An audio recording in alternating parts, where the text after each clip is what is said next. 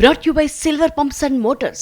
Top quality और consistent performance के लिए सिर्फ सिल्वर पंप्स नाम याद रखना.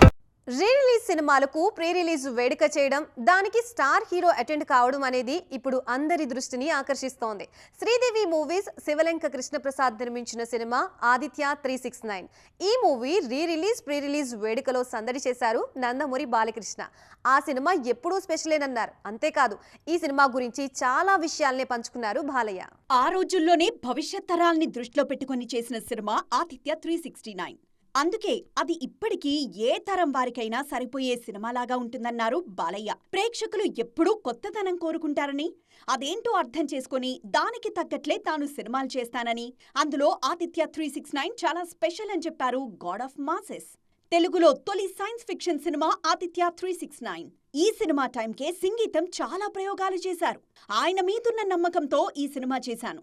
ఆదిత్య 369కి గుండెకాయ శ్రీకృష్ణదేవరాయలు క్యారెక్టర్ ప్రేక్షకులు విశేషంగా ఆదరించిన తీరు నాకింకా గుర్తుందన్నారు బాలయ్య. ఎందుకంటే ముఖ్యంగా ఈ సినిమాకి గుండెకాయ శ్రీకృష్ణదేవరాయలు ఆ పాత్రే మెయిన్ కాన్సెప్ట్లో ఆ పాత్రను ఎన్నుకోవడం. ఇప్పుడు చాలామంది ఈ సినిమాని అంటే ఫ్యూచరిస్టిక్, ఇది ఫస్ట్ సైన్స్ ఫిక్షన్ ఫిలిం అట్లా చాలామంది ట్రై చేశారు.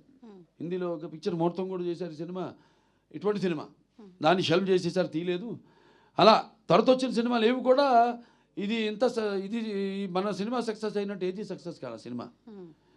ఎందుకంటే మనకి జనం అంటే మనకి ఈ శ్రీకృష్ణదేవరాయల పాత్రని అంత అద్భుతంగా అప్పుడు. ఆదిత్య 369 గురించి మాత్రమే మాట్లాడితే సరిపోతుందా? ఎన్నాళ్ళగానో ఎదురు చూస్తున్నా ఆ ఒక్క మాట సంగతేంటి అని ఆడియన్స్ అడిగే ఛాన్స్ ఇవ్వలేదు బాలకృష్ణ. దీని సీక్వెల్ కూడా రెడీ అయిపోయింది. మొదలు పెట్టేస్తాం. ఇంకా మొదలు పెడితే అంతే. సింగీత శ్రీనివాసరావు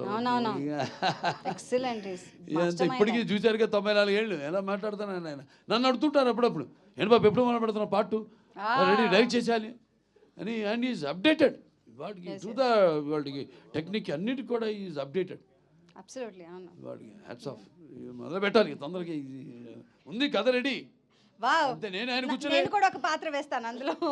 నేను ఆయన కూర్చొని అన్ని ఫైనలైజ్ చేసుకున్నాను, కానీ ఒక రాత్రిలో రెడీ చేసాం సబ్జెక్ట్. ఆదిత్య 369కి సీక్వెల్ రెడీ అయిందని, మొదలు పెడితే ఆపేది లేదని చెప్పారు బాలకృష్ణ.